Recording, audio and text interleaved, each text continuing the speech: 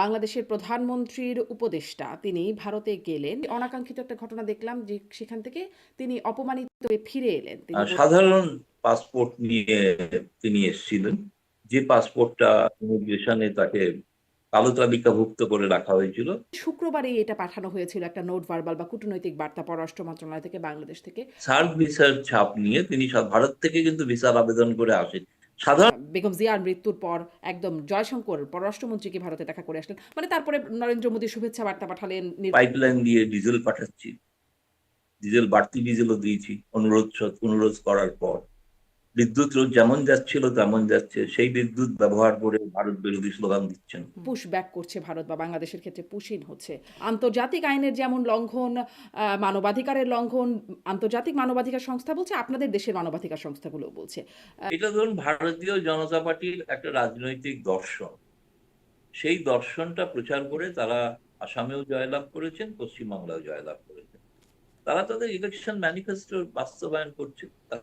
ধরেন আমাদের দেশে যে 12 লাখের মতো রোহিঙ্গা আছে, তাদেরকেও, তাদের জন্য প্রক্রিয়া চলছে, মানে বাংলাদেশের সাথে এটা একটা আন্তর্জাতিক প্রক্রিয়া আছে কেমন ভাবে হওয়ার কথা। আন্তর্জাতিক আইন ভঙ্গ যদি হয়ে থাকে, বাংলাদেশের উচিত আন্তর্জাতিক মঞ্চে দ্বারস্থ হওয়া।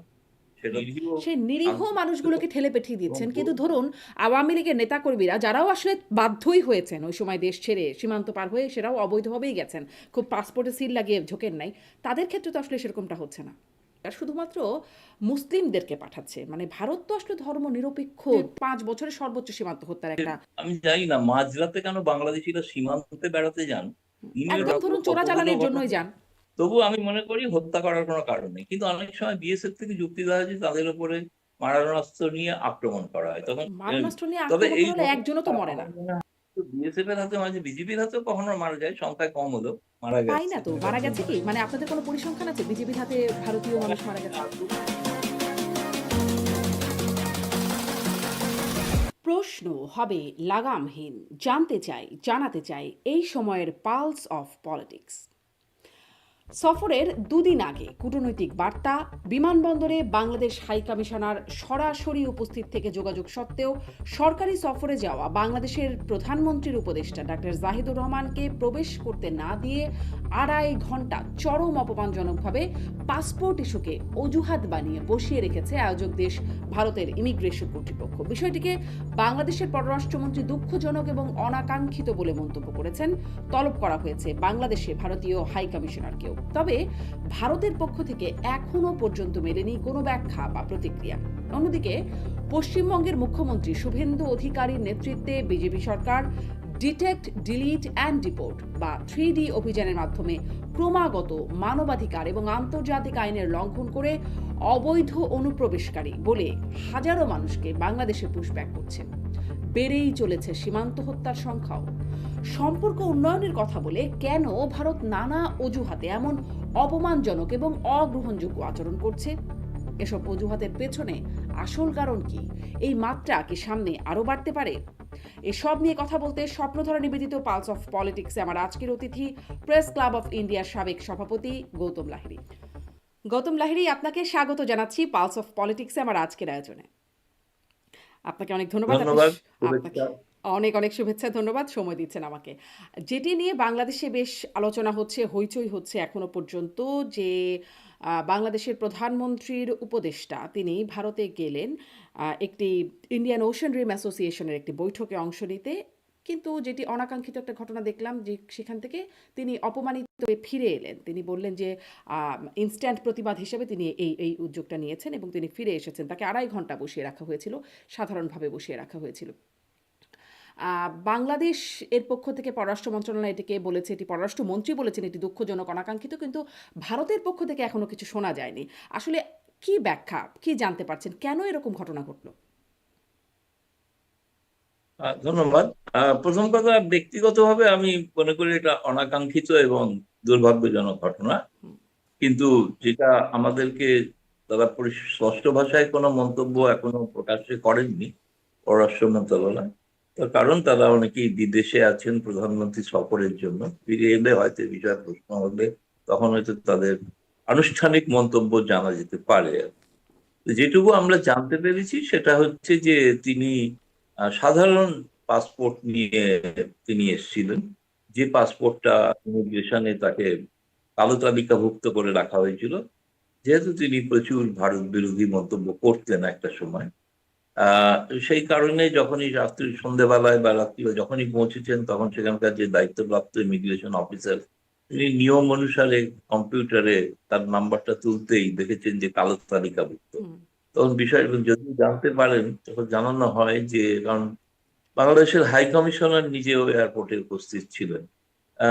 তিনি যখন জানাতেন, ঊর্ধ্বতন কর্তৃপক্ষকে জানান যে আসলে উনি একজন প্রতিমন্ত্রী হুম এবং উনি ভারত সরকারের বা ইন্ডিয়ান ওশান ড্রিম অ্যাসোসিয়েশনের সবাই যোগ দিতে আসছেন প্রতিনিধি দল নিয়ে, সেক্ষেত্রে তাকে প্রপার প্রোটোকল দেওয়া উচিত। এবং তারা দাবি করেছিলেন যে তারা ভারতের পররাষ্ট্র মন্ত্রণালয়কে জানিয়েও রেখেছিলেন হুম একটি নোট বাজারে দিয়ে, এরকম প্রতিমন্ত্রী ভারতে যাচ্ছে। কিন্তু এই ঘটনাটা সাধারণভাবে যেটা হয় যে নিচু তলার অফিসারদের কাছে, তাদের কাছে মনে হয়েছে যে যেহেতু কালো তালিকাভুক্ত বিষয় মন্ত্রী হলেও, তাহলে ঊর্ধ্বতন কর্তৃপক্ষের অনুমতি ছাড়া তারা কিভাবে অনুমতি দেবে, এই জন্য সময়টা প্রচুর একটু বেশি লেগেছে। তো একজন মন্ত্রী হিসাবে মর্যাদার লোক, তিনি নিজেকে অপমানিত বোধ করেছেন এবং এটা বাংলাদেশ সরকারের তিনি প্রতিনিধিত্ব করছেন। কিন্তু যখন তারপরে তাকে কিন্তু বলা হয় তিনি ওই কালো তালিকাভুক্ত পাসপোর্ট নিয়ে আসতে পারেন, মানে ভারতে প্রবেশ করতে পারেন, কিন্তু সেটা একবারের জন্য, একটা সিঙ্গেল এন্ট্রি। মানে এই ভবিষ্যতে এলে এইটা, এই পাসপোর্টটা আর গৃহীত হবে না। ফলে তখন তাকে কূটনৈতিক পাসপোর্ট নিয়ে আসতে হবে। হুম ঘটনাটা ঘটেছে, এটা বিষয়ে ঘটনা, কিন্তু আমার মনে হয়েছে তারপরে যিনি জাভেদ সাহেব তিনি ফিরে যাওয়ার পর যে সাংবাদিক বৈঠক করেছেন, তাতে তিনি দুঃখ প্রকাশও করেছেন, আক্ষেপ প্রকাশ করেছেন, কিঞ্চিত রোষও প্রকাশ করেছেন। কিন্তু তা সত্ত্বেও তিনি একটি ইতিবাচক কথাও বলেছেন যে ভবিষ্যতে আমন্ত্রণ জানালে অবশ্যই আমি ভারতে যাব, তো ভারতে যাব না এমন কোনো কথা নয়। দ্বিতীয়ত, এই ঘটনার জন্য ভারত বাংলাদেশের দ্বিপাক্ষিক সম্পর্কের কোনো প্রতিফলন ঘটবে এই না। দ্বিপাক্ষিক সম্পর্কটা নিয়ে তো আরেকটু কথা বলবোই, কারণ আরও অনেকগুলো ঘটনাই একসাথে ঘটে চলেছে। কিন্তু ধরেন যেই ব্যাখ্যাটা ভারতের পক্ষ থেকে আনুষ্ঠানিকভাবে না হলেও আপনি জেনেছেন, ব্যক্তিগত পর্যায় থেকেও জেনেছেন বলছিলেন, আমরা আসলে গণমাধ্যমে এই ব্যাখ্যাটা দেখেছি। কিন্তু এই যে ধরেন রবিবারে গেলেন, শুক্রবারে এটা পাঠানো হয়েছিল একটা নোট ভার্বাল বা কূটনৈতিক বার্তা পররাষ্ট্র মন্ত্রণালয় থেকে বাংলাদেশ থেকে। আবার হাই কমিশনার নিজে উপস্থিত থেকে আপনিও বলছিলেন যে তিনি ওখানে যোগাযোগ করছিলেন সেখানে, মানে এটি, এবং আমরা তো মানে সাধারণ আতিথেয়তার বিষয়ও আছে। 2.5 ঘন্টা সময় তিনি বসে থাকলেন, ভারত যেখানে হোস্ট কান্ট্রি। এটি কি মানে এরকমই কি হবার কথা একজন সবুজ পাসপোর্ট বা সাধারণ পাসপোর্ট নিয়ে গেলে? না তো, আগে কখনো ঘটেনি, ওনার ক্ষেত্রে ঘটলো আর কি। এটা ঘটনা, যেহেতু তিনি আরেকটি বিষয় আমি যেটা শুনেছি তার সত্যতা এখনো জানতে পারিনি, সেটা হচ্ছে যে আমাদের ঢাকার ভারতীয় হাই কমিশন, হুম তারাও, তাদের কাছেও খোঁজ নেওয়ার পর জানা যায় যে তারা বলছে তারা এই বিষয়ে কোনো অবহিত ছিলেন না। তার কারণ হচ্ছে যে তিনি পররাষ্ট্র, যেহেতু তিনি বোধহয় জানতেন যে তার এই পাসপোর্টটি কালো তালিকাভুক্ত, সেই কারণে তিনি পররাষ্ট্র মন্ত্রণালয় থেকে সার্ক ভিসা নিয়েছিলেন এবং সার্ক ভিসার ছাপ নিয়ে তিনি ভারত থেকে কিন্তু ভিসার আবেদন করে আসেন। সাধারণ পাসপোর্ট নিয়ে যদি কেউ আসতে চান ভারতে, বা ভারত থেকে কেউ বাংলাদেশে যেতে চান, তাহলে সেখানে হাই কমিশনে আবেদন করতে হয় ভিসার জন্য। আমাদেরও যাওয়ার সময় আমাদের আবেদন করতে হয়, অন্যরাও বাংলাদেশ থেকে যখন আসেন তাদের আবেদন করতে হয়। ভারতীয় বাংলাদেশের একটা সাংবাদিক দল যখন সফর করলেন, তাদেরও পাসপোর্টে তারা ভারতীয় হাই কমিশনে জমা দিয়েছেন, তারাও তাদের ভিসা দিয়েছেন। ইনি সাধারণ পাসপোর্ট ফলে কিন্তু ভিসা নেননি, ইনি সার্কের যে সুযোগ, সার্ক ভিসা বা সার্ক স্ট্যাম্প থাকলে অবাধে যাতায়াত করতে দেওয়া হয়। বহু সাংবাদিকের আছে বাংলাদেশে, সার্ক ভারতে কারণ নেই, হুম তো তারা আসতে পারেন আর কি। তো তিনি ভেবেছিলেন সেই সার্ক স্টিকার দিয়েই তিনি সাধারণভাবে প্রবেশ করতে পারবেন। কিন্তু ওই পাসপোর্টটি যেহেতু কালো তালিকাভুক্ত হয়ে আছে, মানে নিয়ম অনুসারে নিয়ম পালন করার ক্ষেত্রে এটা এই ধরনের এটা কি অবাঞ্ছিত আসলে ঘটনা নিয়মের একটা ঘটে অজুহাত গিয়েছে। খুঁজলো ভারত, মানে ভারতের ইমিগ্রেশন কর্তৃপক্ষ নিয়মের একটা? অজুহাত কিছু না, এরকম বহু ক্ষেত্রে হুম দেখা যায় বাংলাদেশে লাল আলো, রেড লাইট জ্বলছে গাড়ি চলছে, সবুজ আলো জ্বলছে গাড়ি বন্ধ হয়ে গেছে, আমি নিজে দেখি। নিয়মটা তো এখানে একটু হয়তো কড়াকড়ি কঠোর ভাবে, বিশেষত আরো বাংলাদেশি কেউ হলে তার ক্ষেত্রে এখন ইদানিং কালে আরো বেশি কঠোর ভাবে সেগুলো পর্যালোচনা বা কেন পর্যবেক্ষণ করে বাংলাদেশি দেখা হলে হচ্ছে। একটু আরো বেশি কঠোর কেন? বাংলাদেশ না, বাংলাদেশ যেগুলো মানে সাধারণত যেটা দেখা যায় এখন বাংলাদেশ সম্পর্কে যেটা সত্যি কথা তো বলতে অসুবিধা নেই, সম্পর্ক স্বাভাবিক এখনো হয়নি। স্বাভাবিক হওয়ার পথে উদ্যোগ চলছে, দুপক্ষ থেকেই, উভয় পক্ষ থেকেই উদ্যোগ চলছে। কিন্তু এখনো সেটা আমি বলবো না যে ইউনূস সরকার যাওয়ার পর থেকে যতটা স্বাভাবিক হয়ে যাওয়ার কথা ভেবেছিল, আশা করা হয়েছিল, ততটা কিন্তু হয়নি। এখনো ভারতের নতুন হাই কমিশনার গেছেন, আশা করি এরপরে ধীরে ধীরে পরিবেশ পরিস্থিতি বদলাবে। কিন্তু কেন হলো না? মানে কি, কি ঘটনার কারণে স্বাভাবিক হলো না? আমরা তো দেখলাম স্বাভাবিক হওয়ার যে কিছু প্রক্রিয়া, মানে সেই বার্তাটা ভারতের পক্ষ থেকে আপনিও আমার আগের অনুষ্ঠানে বলেছিলেন যে, নির্বাচিত সরকারের সাথে সুসম্পর্ক হবে। এবং আমরা দেখলামও ভবিষ্যৎ প্রধানমন্ত্রী তখনকার জন্য বলছি, তার সাথে গিয়ে দেখাও করে আসলেন বেগম জিয়ার মৃত্যুর পর একদম জয়শঙ্কর পররাষ্ট্রমন্ত্রীকে ভারতে দেখা করে আসলেন। মানে তারপরে নরেন্দ্র মোদী শুভেচ্ছা বার্তা পাঠালেন, নির্বাচিত হবার সাথে সাথেই সম্ভবত ১ম অভিনন্দনটি তিনি করেছিলেন। তারপর আসলে কি হলো? ভালো সম্পর্কটা হবার কথা ছিল, হচ্ছে না কেন এখনো? কাঙ্ক্ষিত মাত্রায়। এখন মনে হচ্ছে এটা একতরফা চলছে। হুম, একতরফা হচ্ছে এই কারণে, ভারতের দিক থেকে মনে হচ্ছে, তার কারণ বলছি, এই সম্পর্ক থাকাকালীন আমরা পাইপলাইন দিয়ে ডিজেল পাঠাচ্ছি, বাড়তি ডিজেলও দিয়েছি অনুরোধ করার পর। বিদ্যুৎ রোজ যেমন যাচ্ছিল তেমন যাচ্ছে, সেই বিদ্যুৎ ব্যবহার করে ভারত বিরোধী স্লোগান দিচ্ছেন। হুম, সেই বিদ্যুৎ না থাকলে দিতে পারতেন কিনা জানি না।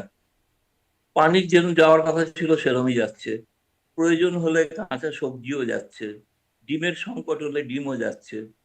কিন্তু আমি একটা উদাহরণ জানতে চাই, সেটা হচ্ছে যে বাংলাদেশে তারেক রহমান সরকার আসার পরে ভারত সরকারের প্রতি তারা এই একটা না, জেস্টার ধরুন যদি আপনি বলেন, যেগুলোর কথা বলছেন, বিদ্যুৎ কোনো যাচ্ছে, একটা পানি যাচ্ছে। পদক্ষেপ যদি দেখেন, এই আমাকে অনেক কারণ নেই, আরেকটু ব্যাখ্যা করে দিই, সুবিধা হবে নিশ্চয়ই। বুঝতে।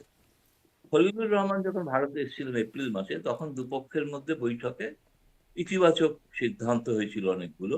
সেটা হচ্ছে দুই দেশের মধ্যে যে যৌথ ওয়ার্কিং গ্রুপ গুলো আছে বিভিন্ন বিষয়ে, প্রায় 70টার উপরে আছে, সেগুলোর বৈঠক শুরু হওয়ার প্রস্তাব ভারত দিয়েছে। বাংলাদেশ অতি সম্প্রতি কেবলমাত্র গঙ্গা পানি চুক্তির একটা কারিগরি কমিটি, তার একটা বৈঠক সুখা মরশুমের শেষ সপ্তাহে দিয়েছেন। কেন এত দেরি করলেন আমি জানি না। বাংলাদেশের সাংবাদিকরাও প্রশ্ন করেননি, তাদেরকেও পররাষ্ট্র মন্ত্রণালয় রোজ প্রশ্ন করেন নানা বিষয়, এটা প্রশ্ন করেন না যে আপনারা এত সুখা মরশুম তো শেষই হয়ে গেল, তো পানি মাপবেন কি করে, হুম, তার আগে কেন পাঠান? এক, দুই, সম্প্রতি আবার এরপরে হয়তো অনেক প্রশ্ন আসবে, বিজিবি বিএসএফ এর সর্বোচ্চ পর্যায়ের যে বৈঠক, হুম। সেই দ্বিবার্ষিক বৈঠকটাও অনুষ্ঠিত হলো। এছাড়া যে বাকি যে মেকানিজম গুলো, ধরুন বাণিজ্য সংক্রান্ত, ভিসা সংক্রান্ত, কনসুলার সার্ভিস সংক্রান্ত, আরো যে নানা ধরনের যৌথ ওয়ার্কিং গ্রুপ আছে, সেগুলোর কিন্তু কোনো বৈঠকের কোনো যে বাংলাদেশ সরকার বৈঠকের প্রস্তাব দিয়েছে আর ভারত গ্রাহ্য করেছে মানে খারিজ করেছে, এমন কথা আমরা জানি না। বরং আমাদেরকে বলা হয়েছে ভারতের পররাষ্ট্র মন্ত্রণালয় থেকে যে আমরা যে কোনো বৈঠকে যে জি। কোনো দিন রাজি আছি। আচ্ছা, এর মধ্যে এবং আসলে গঙ্গা কয়েকটা রাজি প্রশ্ন, আছেন, কয়েকটা প্রশ্ন এর মধ্যে। রাজি আছেন, কিন্তু বাংলাদেশ এখনো পর্যন্ত বাকি বিষয় নিয়ে কিন্তু কোনো প্রস্তাব বা উদ্যোগ দেননি। তারা হুম, অনেক বেশি ব্যস্ত মালয়েশিয়া চীন যাওয়ার ব্যাপারে, আচ্ছা, আপনি পাকিস্তানের সঙ্গে চুক্তি করা। অন্তত দুটো কথা বললেন যে কারিগরি কমিটির বৈঠক এবং ভারতের পক্ষ থেকে একতরফা জেস্চারের কথা বলছেন। ধরেন কারিগরি কমিটির বৈঠকগুলো কেন হচ্ছে না? নিশ্চয়ই আমি বাংলাদেশের পররাষ্ট্র মন্ত্রণালয়ের কারোর সাথে কথা বলতে সুযোগ পেলে আমি নিশ্চয়ই প্রশ্নগুলো করব যে কেন মানে। একটা বৈঠক হয়েছে, একটা বৈঠক হয়েছে, হুম, হুম, একটা বৈঠক মে মাসের শেষ সপ্তাহে হয়েছে, হুম, 22শে মে। উহা মরশুম হচ্ছে 1লা জানুয়ারি থেকে হুম, 31শে মে। হুম। 22 এর আগে একটা ইউনূস সরকারের আমলে বৈঠক হয়েছিল, মানে তারপরে বৈঠকটা সে আসলে বৈঠক কিভাবে বন্ধ হতে হয়েছে। হয়? আমি আসলে আপনার কাছে একটু প্রক্রিয়াটা আমি জানি না বলেই আপনার কাছে জিজ্ঞাসা করছি। মানে। বৈঠক হচ্ছে দুদেশের, মানে ভারত এবং বাংলাদেশের যারা কারিগরি বিষয়ে, পানি সংক্রান্ত বিষয়ে তাদের বৈঠক হয়, তারা গিয়ে তারা এখানে পানি মাপতে থাকেন হুম, হুম। যে কতটা পানি যায়। ফরাক্কায় মাপা হয়, পাবনায় মাপা হয়। এবারও ফরাক্কাতে বৈঠক হয়েছে, কলকাতাতে বৈঠক হয়েছে। সেই বৈঠকটা টেকনিক্যাল কমিটির বৈঠক, মানে জয়েন্ট রিভার কমিশনের বৈঠক। তো এখন বিষয়টা কি জয়েন্ট রিভার এমন, গৌতম কমিশনের লাহিড়ী, বৈঠক বিষয়টা কি এমন যে ভারত বলছে বৈঠক করবার কথা কিন্তু বাংলাদেশ সম্মত হচ্ছে না? এমনটা কি? এমন তো নয়। এমনটা তো আমাদের কাছে মনে হচ্ছে। আমরা তো খলিলুর রহমানকে জাতিসংঘের সভাপতি হওয়ার জন্য ভোটও দিয়েছি হুম, পক্ষে, যদিও বাংলাদেশ গণমাধ্যম প্রচার করেছিল ভারত নাকি বিপক্ষে ভোট দিয়েছে। আদৌ না, না। খলিলুর হুম, রহমান ভারতে এসে ভারতের সমর্থন চেয়েছিলেন, ভারত সমর্থন দিয়েওছে, এবং অভিনন্দনও অন্যান্য অনেক জানিয়েছে। দেশের সঙ্গে হুম, ভারতও সমর্থন করেছে। ফলে ভারত আপনি যদি বলেন যে ভারত বাংলাদেশ বিরোধী কোনো পদক্ষেপ নিয়েছে, এর একটা উদাহরণ দিলে, বা বাংলাদেশ কোনো সদিচ্ছা দেখিয়েছে আচ্ছা। ভারতের প্রতি, এটা ভারত উপেক্ষা করেছে, আচ্ছা, এরকম কোনো উদাহরণ এখন নেই, দুটো দেখিনি। বিষয়। একটা হচ্ছে বাংলাদেশ বিরোধী কিছু করেছে কিনা আর বাংলাদেশ উপেক্ষা করেছে কিনা। ধরেন আপনি যে উদাহরণগুলো দিচ্ছিলেন যে ভারতের জেস্চার হিসেবে যে সবজি আসছে, ডিম আসছে, পানি আসছে, বিদ্যুৎ আসছে। মানে আপনি বলছেন বাংলাদেশের পক্ষ থেকে কি কোনো জেস্চার আছে? মানে এগুলো তো খুব স্বাভাবিকভাবেই আসার কথা। বাংলাদেশের পক্ষ কি এমন কিছু হচ্ছে যে যাচ্ছিল কিন্তু সেটা থেমে গেছে এই সরকার আসার পরে? হ্যাঁ, সেটা আমরা যেটা মনে করছি এখানে, যে সম্প্রতি পাকিস্তানের গোয়েন্দাদের আনাগোনা, তাদের সঙ্গে হৃদ্যতা, ঘন ঘন পাকিস্তান সফর, এটা ভারতের কাছে একটু উদ্বেগজনক বিষয়। এবং দ্বিতীয়ত হচ্ছে, যে চুক্তি শেখ হাসিনা করে গিয়েছিলেন ভারতের সাথে, সেই চুক্তিগুলোকে বদলে দেওয়া হচ্ছে কিছু কিছু। যেমন পদ্মা নদীর যে ডেল্টা, মানে উপত্যকা উন্নয়ন, তিস্তার যে উপত্যকা উন্নয়ন, যেটা শেখ হাসিনা বলেছিলেন তিনি ভারতকেই সঙ্গেই এটা করতে চান যৌথভাবে, সেটা খলিলুর রহমান ভারতের সমর্থন পাওয়ার পরেও চীনে গিয়ে বলেছেন, চীনকে প্রস্তাব দিয়েছেন চীন যাতে এটা করে। এখন এইবার মানে যখন শুরুতে চীনের সাথেই হবার কথা ছিল, প্রধানমন্ত্রী, তাই না? না কিন্তু সে না হওয়ার কথা তো ছিল না। শুরুতে তো সরকার তো আলোচনাটা চীনের সরকার, সাথেই সরকার হচ্ছিল। তো কোনো ব্যক্তি নয়। সরকার তো সরকার, আমরা তো সরকারের সঙ্গে সরকারের কথা হয়। তিনি ব্যক্তি প্রধানমন্ত্রী যেই হন, তাই না? যখন সেই সময় ব্যক্তি প্রধানমন্ত্রী শেখ হাসিনা ছিলেন, তিনি তো প্রকাশ্য প্রেস কনফারেন্সে ঘোষণা করলেন না যে আমি তিস্তা প্রকল্পটা, আমরা সিদ্ধান্ত নিয়েছি এটা ভারতকে, যেহেতু নিকটবর্তী দেশ বলে, প্রতিবেশী বলে। মানে সেটা চীনের সাথেই হবার একটা প্রক্রিয়া চলছিল। পরবর্তীতে তখনও আবার তার একটা মানে চীন উষ্মা প্রকাশ করেছিল, উষ্মা প্রকাশ করেছিল চীনের রাষ্ট্রদূত, হুম, তা আমরা বসে আছি, অপেক্ষা করছি, বাংলাদেশ আমাদের দিচ্ছে না, প্রজেক্ট ডিপি একটাই দিচ্ছে না। চীনের রাষ্ট্রদূতের বহু এরকম ক্ষোভের কথা প্রকাশ্য, এবং কেন হচ্ছে না আমরা জানি, অন্য একটি দেশের কারণে, চাপ দেওয়ার কারণে হচ্ছে না, তাও তিনি বলেছিলেন, ওয়াংই বলেছিলেন তখন সম্ভবত। কিন্তু পরবর্তীকালে তো আমরা দেখলাম যে বাংলাদেশ সরকার সিদ্ধান্তটা পরিবর্তন করে ওটা চীনকে দেওয়ার সিদ্ধান্ত নিয়েছে, তাদের সার্বভৌম সিদ্ধান্ত। কিন্তু আমি বলছি, এটা সেইখানে চীনের লোক থাকবে, জায়গাটা অত্যন্ত স্পর্শকাতর, ভারতের চিকেন নেকের কাছাকাছি, ফলে এগুলো তো অনেক উদ্বেগ তৈরি তো করছে, উদ্বেগ তৈরি করছে এই ভারতের জন্য। এই উদ্বেগ তৈরির তা কারণেই সত্ত্বেও কিন্তু আপনি যেগুলো বলছেন স্বাভাবিক যাওয়ার কথা, কোনোটাই ভারত বন্ধ করেনি। হুম, মানে এই কোনোটাই, ভারতের সঙ্গে বাংলাদেশের বাণিজ্যের পরিমাণও একই আছে, কিন্তু বাড়েনি, কিন্তু একই আছে, $12 বিলিয়ন আছে। কিন্তু আরও যে জেস্চারগুলো দেখা যাচ্ছে, ধরেন সম্প্রতি যেই পুশ ব্যাক করছে ভারত বা বাংলাদেশের ক্ষেত্রে পুশিন হচ্ছে, সেটি সেটি আসলে সেটির আসলে কি ব্যাখ্যা হতে পারে? সেটি যে আন্তর্জাতিক আইনের যেমন লঙ্ঘন, মানবাধিকারের লঙ্ঘন, আন্তর্জাতিক মানবাধিকার সংস্থা বলছে, আপনাদের দেশের মানবাধিকার সংস্থাগুলোও বলছে। মানে কোন ব্যাখ্যায় তাহলে? এটিও কি একটা বার্তা দেবার জন্যই? এটা ভারত পক্ষ থেকে আমার তো দেখে তাই মনে হয়েছে, যে বাংলাদেশ সরকারকে বার্তা দেওয়া বা চাপে রাখা যদি বলতে পারেন, আরো ভালোভাবে নিশ্চয়ই সেটা করার জন্য হয়তো আসাম এবং পশ্চিমবঙ্গ থেকে এরকম প্রায়, আমি গতকালই শুনেছি 4,000 এরকম পুশব্যাক করা হয়েছে।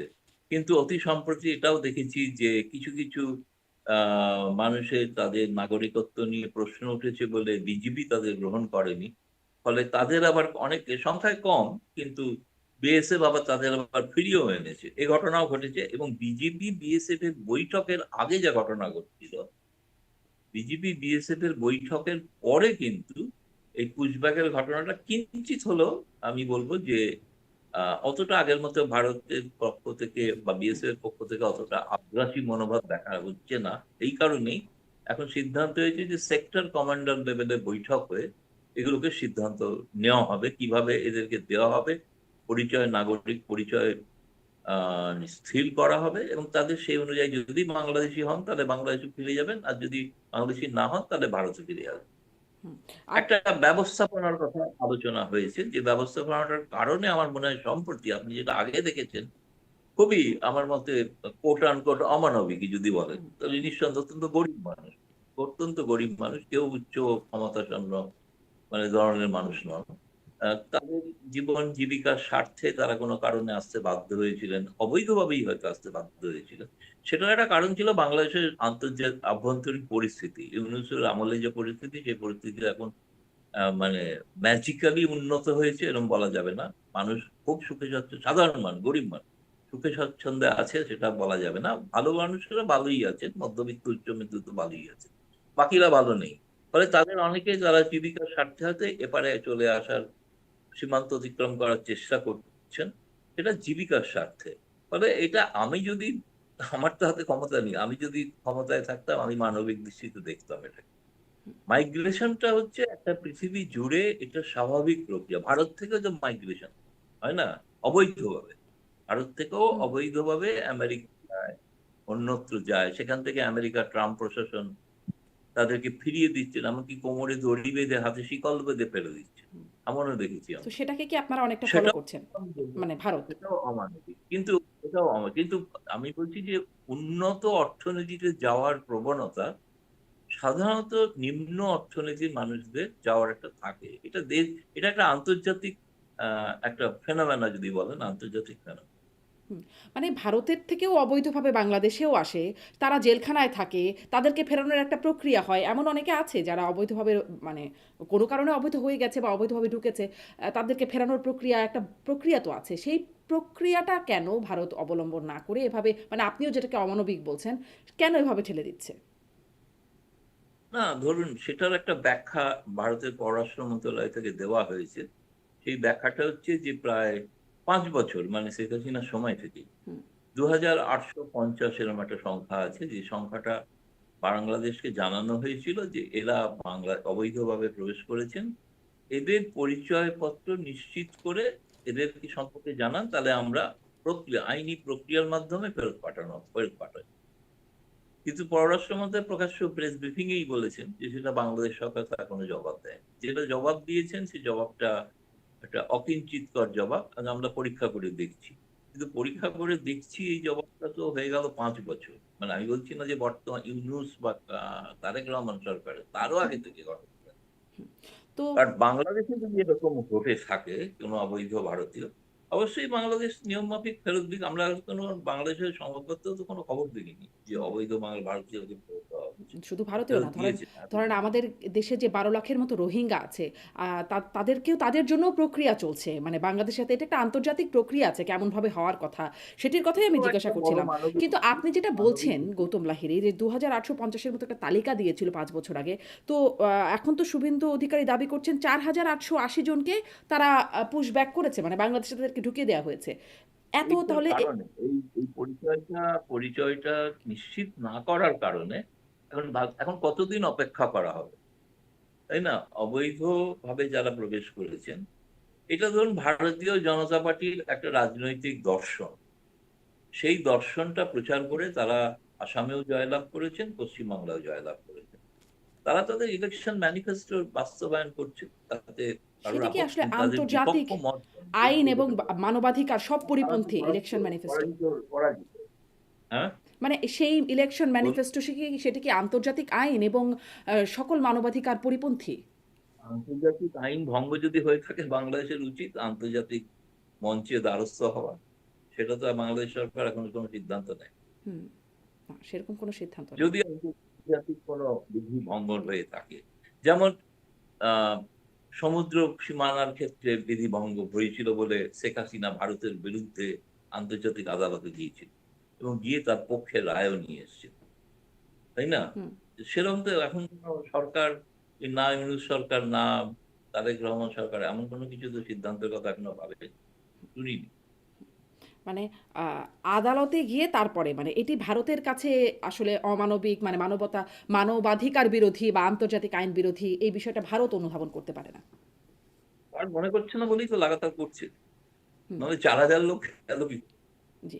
মনে এটাও কি করছে আসলে না। এটাও কি সেই আসলে সেই বার্তা দেবার জন্যই নাকি ভারত মনে করছে না বলে আসলে পাঠাচ্ছে? বার্তা দেওয়ার জন্য বা চাপে দেওয়ার জন্য, সেটাও হতে পারে। আচ্ছা। যে এই বিষয়টা তো বাংলাদেশেও সমাজে একটা অশান্তি তৈরি করবে না ঘটনা। এবং হুম, যারা মনে করছেন যে হয়তো তারা দেখছেন যেখানে প্রবেশ করছেন এই অবৈধ বাংলাদেশিরা, অনেকেই হয়তো ভাবছেন এটা বাংলাদেশি নয়, এরা আমাদের এখানে এসে জোর করে ঢুকিয়ে দেওয়া হচ্ছে। ফলে সেখানকার সমাজেও সেখানকার যা অ্যাভেলেবেল রিসোর্সেস, যেগুলো তারও সুবিধা এরা ভোগ করবেন, ফলে একটা অশান্তি তৈরি হতে পারে। এই সামাজিক অশান্তির একটা চাপ আছে, নেই যে তা না। এখন ধরুন এই অশান্তি যদি এখানে বাংলাদেশের সীমান্ত দিয়ে যাদেরকে জোর করে ঢুকিয়ে দেওয়া হচ্ছে, তাদের মধ্যেও খুব স্বাভাবিকভাবে এই অশান্তিটা খুব দ্রুত ছড়িয়ে যাবে। আর ফলে তাদেরও একটা প্রতিক্রিয়া আসলে মানে এটার পরিণতিটা কোন দিকে যাবে? ঘটনা না খুব বিশাল কিছু সংখ্যা নয়, 4,000 বলেছেন শুভেন্দু, 4,000। আমরা তো আগে প্রায় ভোটের পাঁচ আগে হাজার শুনছিলাম লাখ লাখ, লক্ষ লক্ষ, এই কথা শুনেছিলাম ভোটের আগে, লক্ষ লক্ষ অবৈধ অনুপ্রবেশকারীকে আগের সরকার ঢুকিয়ে দিয়েছে। আমরা তো ভোটের আগে এসব শুনেছিলাম, কিন্তু এখন তো লক্ষ তো দূরের কথা, এখন তো 10,000ও হয়নি সংখ্যাটা। লক্ষ ফলে লক্ষর সংখ্যাটা হিসাবও তো যেটা আমরা পাইনি, 4,000 এটা তো মুখে যাবে, মুখে। মানে ভারতীয় গণমাধ্যম তাদের যে সাক্ষাৎকার নিয়েছেন হাকিমপুর এলাকায়, সেখান থেকে তো, এমনকি আমি বিবিসি বাংলাতেও প্রতিবেদন দেখেছি, যে তারা তো স্বীকার করেছেন যে তারা অবৈধভাবে প্রবেশ করেছেন, করতে বাধ্য হুম। হয়েছেন এখানে তারা। এবং তারা খুবই নিরীহ মানুষ, হুম। নিরীহ, সেই নিরীহ শান্ত মানুষগুলোকে ঠেলে পেঠিয়ে এবং দিচ্ছেন, কিন্তু ধরুন আওয়ামী লীগের নেতাকর্মীরা যারাও আসলে বাধ্যই হয়েছেন ওই সময় দেশ ছেড়ে সীমান্ত পার হয়ে, সেরাও অবৈধভাবেই গেছেন, খুব পাসপোর্টে সিল লাগিয়ে ঝোঁকেন নাই, তাদের ক্ষেত্রে তো আসলে সেরকমটা হচ্ছে না। না হওয়ার বড় কারণ হচ্ছে যে তাদের জীবনে প্রাণ সংশয় আছে।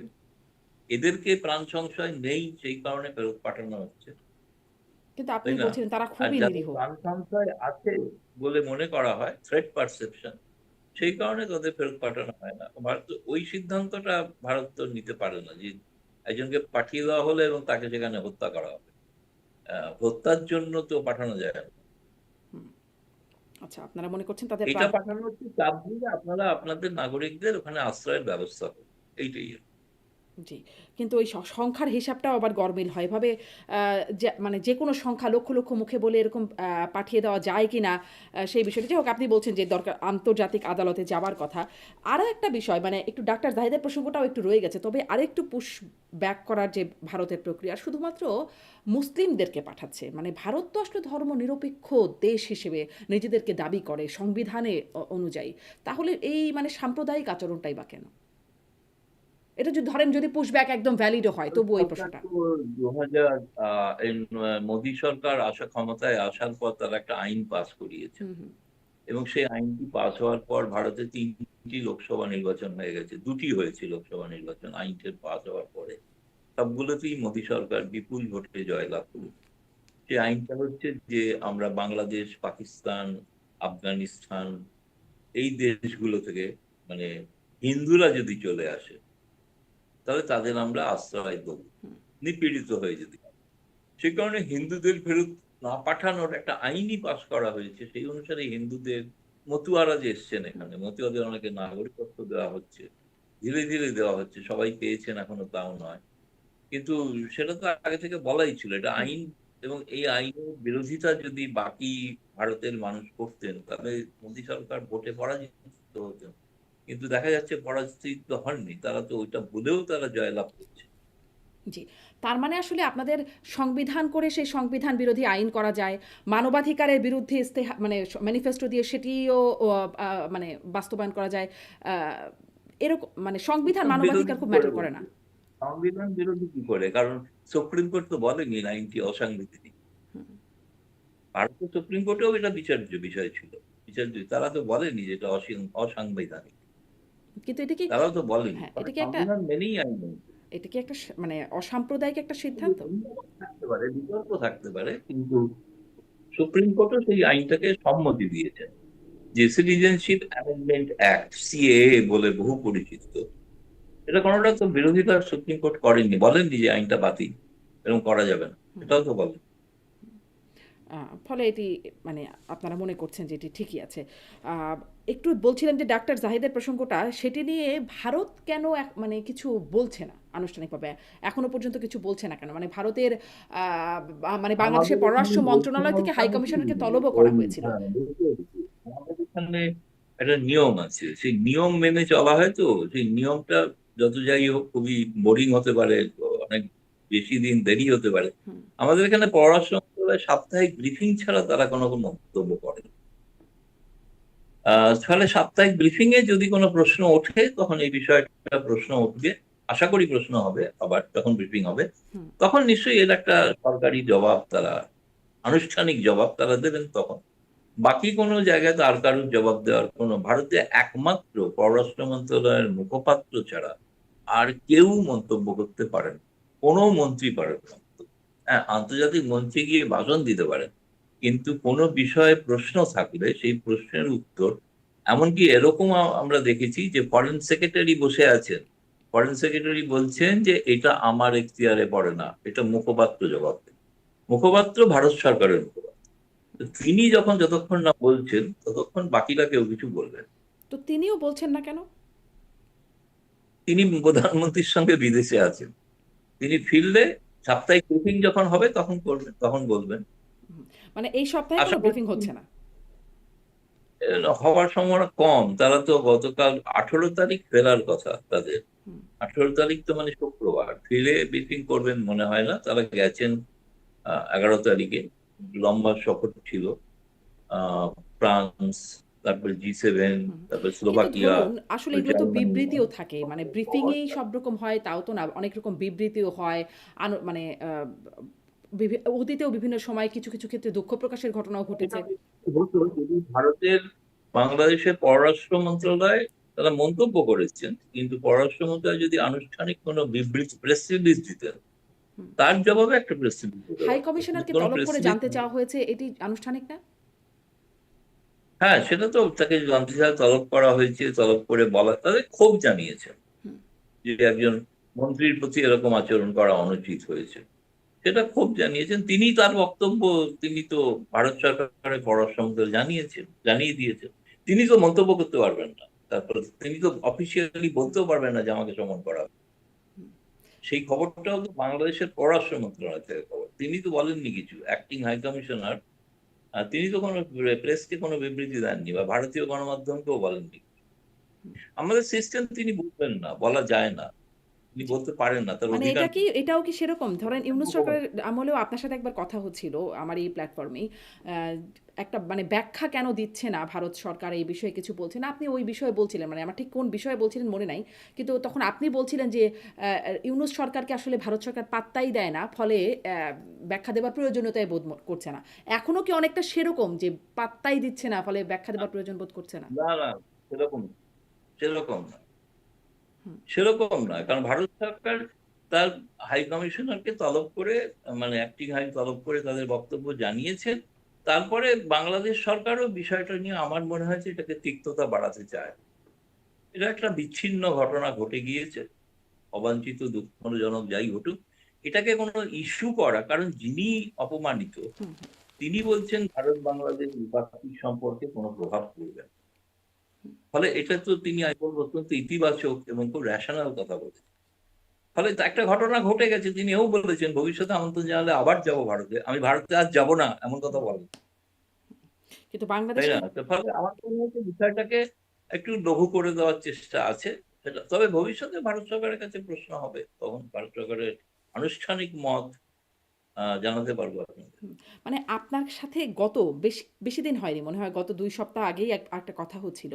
তখন আমি প্রশ্ন করছিলাম যে মমতা বন্দ্যোপাধ্যায় যে বাংলাদেশের হাদি হত্যাকাণ্ড নিয়ে একটা বিস্ফোরক তথ্য দিলেন যে আ স্বরাষ্ট্রমন্ত্রী, কেন্দ্রীয় স্বরাষ্ট্রমন্ত্রী অমিত শাহ তাকে ফোনে বলেছিলেন, কি বলেছিলেন এটাকে গোপন রাখতে, চেপে যেতে বলেছিলেন। এবং মমতা বন্দ্যোপাধ্যায় বলছিলেন যে তিনি জানেন, তিনি কথা ভান্ডার, সত্য ভান্ডার, তথ্য ভান্ডার, তিনি জানেন যে কাকে দিয়ে খুন করিয়েছেন।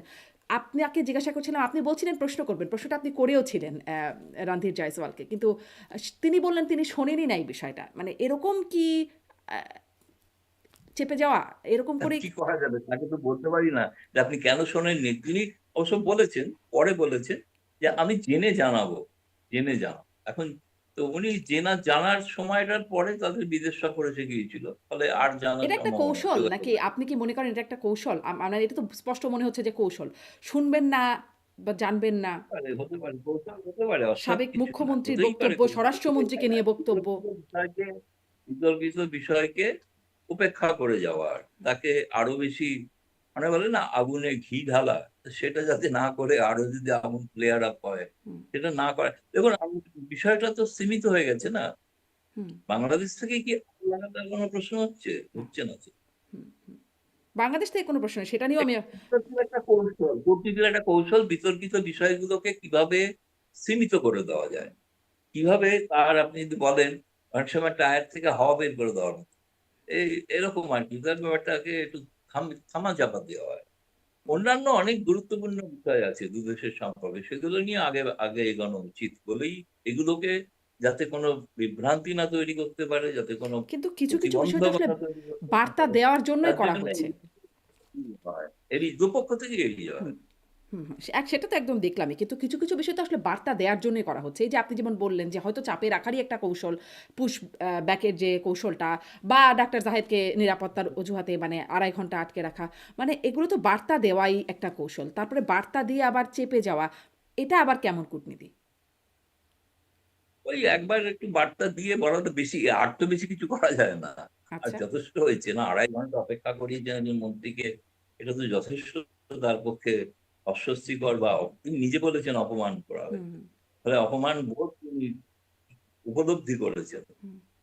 সেটা যথেষ্ট না, সেটুকুই যথেষ্ট। এটাকে আর বেশি বাড়িয়ে তিক্ততা বাড়ানোর তো কোনো অর্থ হয় না। মানে অপমান যতটা করা একটা সম্ভব ছিল সবটা করা হয়ে গেছে। আমি এখানে বলে দিই আপনার মাধ্যমে, আরেকটা কেউ, আমি তাকে এই বিষয়ে আলোচনা করেছিলাম, আমি হঠাৎ আজকে দেখলাম সেটা শিরোনাম করেছে যে জাহিদকে থাপ্পড় মেরে বের করে দেওয়া হলো, বলেছেন গৌতম রায়। আমি তো এরকম কোনো কথা হুম, বলতেই পারি না। সেটা হেডিং হচ্ছে, এখন কি করা যায়? সেটাতে উনি আমার সম্পর্কে অসন্তুষ্ট হবেন, উনি ভাববেন যে আরে গৌতম ভাই এরকম একটা কথা বললো। উনিও সাংবাদিক ছিলেন, উনিও সাংবাদিক ছিলেন, এরকম বলা যায়? কিন্তু এই ধরনের জিনিসগুলো না অনেক বিভ্রান্তি তৈরি করে দেয় অযথা। তা তো বটেই। হ্যাঁ, এরকম ভুয়া নানান রকম ফটোকার্ড মানে বা বিভিন্ন কিছু চলছে, সেটি একটা বিভ্রান্তির। সেগুলো আমি ভেরিফাই করে দিলাম, যেরকম শব্দ আমি ব্যবহারই করি। আচ্ছা।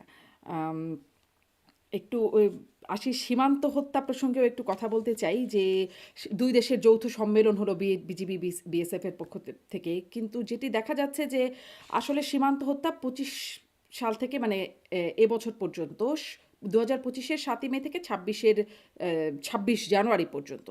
আ না, এটা আমি আসলে পুশিনের তথ্য আপনাকে বলছিলাম। আমি সীমান্ত হত্যার খবরও দেখছিলাম যে ৫ বছরের সর্বোচ্চ সীমান্ত হত্যার একটা পরিসংখ্যান দেখলাম। সেটিও আসলে মানে ভারতের তো প্রতিশ্রুতি ছিল না। এটা নিয়েও অনেক কথা বলেছি যে নন লেথাল ওয়েপন ব্যবহারের। তারপরেও আসলে এত সীমান্ত হত্যা। এটিও কি সেই চাপে রাখার বা বার্তা দেওয়ার কৌশল ভারতের? না, এটা চাপে রাখার ব্যাপার না, এটা ভারত থেকে যুক্তি দেওয়া হয় যে, আমি জানি না মাঝরাতে কেন বাংলাদেশিরা সীমান্তে বেড়াতে যান, দিনের বেলায় নয়, একদম ঘটনাগুলো ধরুন কতগুলো চোরাচালানের ঘটনা, জন্যই যান।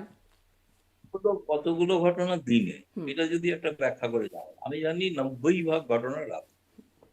তবু আমি মনে করি হত্যা করার কোনো কারণ নেই, কিন্তু অনেক সময় বিএসএফ থেকে যুক্তি দেওয়া হয় যে তাদের উপরে মারণাস্ত্র নিয়ে আক্রমণ করা হয়, তখন আত্মরক্ষার্থে তাদের গুলি করতে হয়। উম, মারণাস্ত্র নিয়ে তবে আক্রমণ এই করা হলে একজনও ঘটনাটা তো মরে না। আমার মনে হয় যে সম্প্রতি বোধহয় একটু সীমিত হয়েছে, একটু কমে গেছে।